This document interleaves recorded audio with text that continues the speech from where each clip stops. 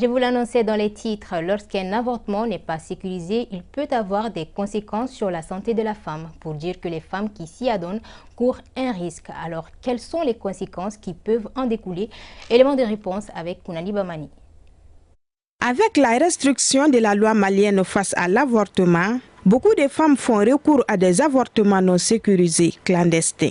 Une pratique qui n'est pas sans conséquences. Alors, les complications immédiates, ça peut être quoi le plus souvent? C'est lorsqu'au cours de cet acte, effectivement, d'avortement clandestin, il peut y avoir des complications hémorragiques. Ces hémorragies relèvent de quoi le plus souvent? Lorsque on fait ce qu'on appelle une perforation de l'utérus au cours de l'acte. Donc vous pouvez avoir des saignements qui peuvent survenir par la suite et ces saignements peuvent mettre la vie de la femme en danger. Et ça, c'est les complications qui peuvent être des complications immédiates. En plus de la perforation, il peut y avoir ce qu'on appelle embrochure des organes qui sont les organes abdominaux. Le plus souvent, les intestins peuvent être lésés et cela va entraîner ce qu'on appelle des péritonites. Ça veut dire que vous avez le contenu des intestins qui se déverse dans le ventre. Ça va amener des complications, une inflammation du péritoine. Et cela peut, lorsque vraiment la prise en charge n'est pas adéquate, évoluer vers la mort.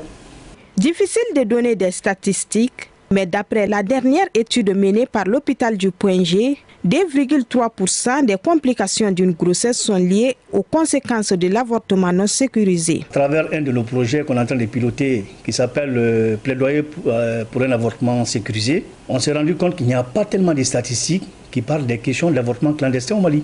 Et toutes les études que vous allez prendre, ce sont des études disparates qui ont été faites ça et là, et plus souvent des études hospitalières. Ici, notre gynécologue invite les femmes à ne pas aller vers un avortement clandestin.